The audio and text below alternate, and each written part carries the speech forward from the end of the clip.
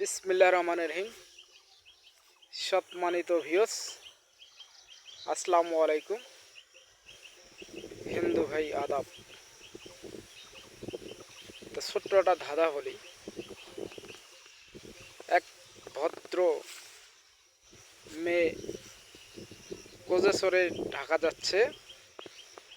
তো পিছনের সিটে আরো দুই ছেলে আছে। মেয়েটা কিন্তু হিজাব পরছে। তাই এখন ছেলে দুইটা বলে, কি সুন্দর একটা মাল রে, যদি হিজাবটা খুলতো তাহলে দেখা যেত। তো মেয়েটি একটু চালাক, তো শোনা পাইছে। শোনা পাওয়ার পর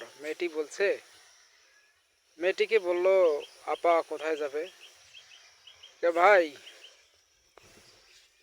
ঢাকা টু খুলনা, আশাই টু পাবনা। আমি ঢাকা ঠিকই খুলবো, তোরা যতই আশা করো, তোমরা আশা করলে আমাকে পাবে না।